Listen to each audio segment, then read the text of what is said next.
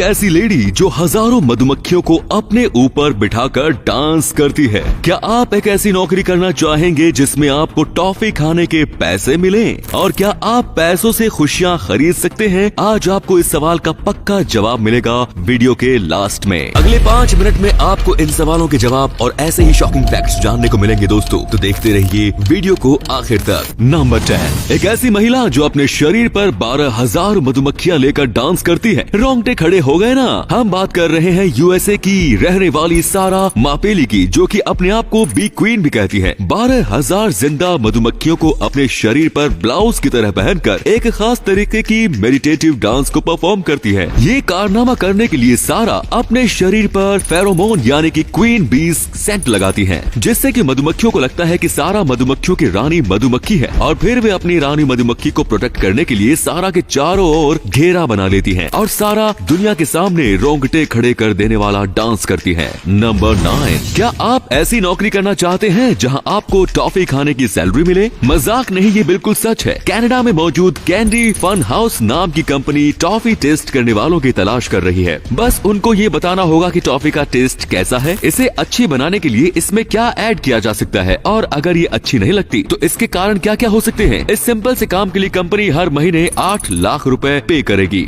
Number 8, क्या आप जानते हैं कि अमेरिका में मौजूद येलोस्टोन वो सुपर वोल्केनो है जो 74 मील तक फैला है। कहा जाता है कि ये वोल्केनो लास्ट टाइम 6.5 लाख साल पहले विस्फोट हुआ था। उससे पहले 13 लाख और उससे भी पहले 21 लाख साल पहले। जब भी ये विस्फोट हुआ इसने धरती का नक्शा ही बदल दिया। मशहूर जियोलॉजिस्ट डॉक्टर जेरजी जाबा कहते हैं कि ये वोल्केनो अगर आज की तारीख में फिर से इरप्ट होता है तो इसके चपेट में कम से कम 5 अरब लोग तो आएंगे ही। मतलब लगभग 80% दुनिया ये अकेला सुपर वोल्केनो तबाह कर देगा। डॉक्टर जेरजी की ये फिक्र इसलिए भी है क्योंकि अगर इस वोल्केनो की क्रोनोलॉजी को देखा जाए तो वो समय अब दूर नहीं जब इसका अगला विस्फोट होना है। नंबर 7, ये है African breed basenji, the only dog जो भौंक नहीं सकता। जी हाँ, ये sweet faced Hunter basenji intelligence और ताकत के मामले में तो नंबर 1 है, लेकिन बात जब भौंकने की आ जाती है तो ये चुप हो जाता है। कमाल है ना। वैसे ये भी हो सकता है कि बेसेंजी गरजने में कम और बरसने में ज्यादा भरोसा करता हो। क्यों दोस्तों, सही कहा ना। नंबर 6, आज एक बौने व्यक्ति का लोग बड़ी आसानी से मजाक बना लेते हैं, लेकिन कभी बौना होना किस्मत की बात हुआ करती थी। जी हाँ, एंशिएंट इजिप्ट में इन्हीं बौनों को कितनी इज्जत मिलती थी जानकर आप हैरान रह जाएंगे। इनकी अतरंगी काठी के चलते इन्हें भगवान की मेहर समझा जाता था, तो कभी कभी इन्हें भगवान का दर्जा तक दे दिया जाता था। इसीलिए इन्हें राजा के दरबार में रख लिया जाता था। ये बौने लोग इजिप्ट की कई सभ्यताओं में सेनापति और गवर्नर जैसे पदों पर काम किया करते थे। राजाओं के सबसे करीबी लोगों में ये बौने लोगों की एक खास जगह होती थी। क्या समझे?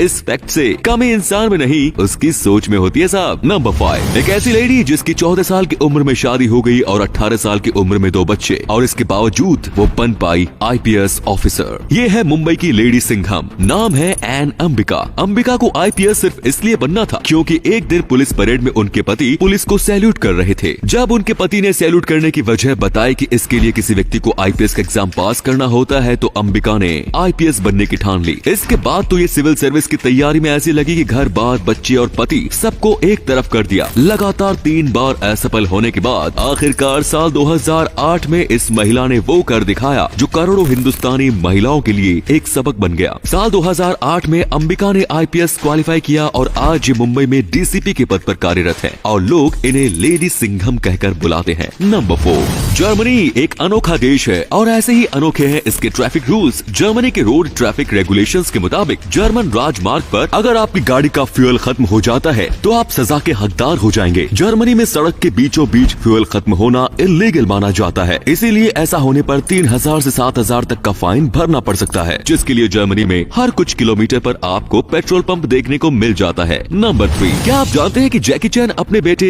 जैसी को प्यार तो बहुत करते हैं लेकिन अपनी दौलत का वारिस नहीं मानते। जी हाँ, जैकी की दौलत पर उनके बेटे का कोई हक नहीं। जैकी के बाद ये सारी प्रॉपर्टी चैरिटी को जाएगी। वैसे इस कठोर बाप का दिल बेहद नाजुक है। जैकी का कहना है कि अगर मेरा बेटा इस काबिल होगा तो खुद भी इस दौलत को कमा लेगा, और अगर वो ऐसा नहीं कर पाया तो फिर उसे मेरे पैसे बर्बाद करने का कोई फायदा नहीं। इंसान मेहनती होना चाहिए, ना कि काहिल। वैसे जैकी $130 मिलियन के मालिक हैं, जिसे वो चैरिटी में दान कर देंगे। नंबर 2, हाल ही में हुई एक स्टडी में पाया गया कि पैसों से भी खुशियाँ खरीदी जा सकती हैं। आप यही सोच रहे हैं ना कि अपने बचपन से तो कुछ और ही सुनते आए थे? जी हाँ, अमेरिका में लगभग 34,000 एम्प्लॉइज पर एक सर्वे किया गया है और इनसे पूछे गए सवालों के लगभग 17 लाख सैंपल्स भी इकट्ठा किए गए, जिसमें इनकी खुशी और गम का सबसे बड़ा कारण पैसा बनकर उभरा। यस, एक अच्छी नौकरी और उसमें होने वाले टाइमली अपीयरेंस को लोगों ने सबसे ज्यादा महत्व दिया है। वेट्रॉन स्कूल ऑफ बिजनेस के मैट किंग्सवॉर्थ ने इस स्टडी को कंडक्ट किया। इसका रिजल्ट उनकी उम्मीदों से बिल्कुल अलग ही निकला। खुद मैट का कहना है कि अब ये कहना बिल्कुल गलत नहीं होगा कि वो दौर अब नहीं रहा जब पैसों के अलावा हर चीज खुशी देती थी। आज EMI से लेकर स्पोर्ट्स बाइक का सपना केवल पैसों से ही पूरा हो सकता है। नंबर 1, इस फैक्ट को ध्यान से सुनिएगा। क्या आप जानते हैं कि जिस वक्त आप स्माइल करते हैं उस वक्त आप सांस नहीं ले पाते हैं? जी हाँ, ट्राई कीजिए। सांस आए तो बताइएगा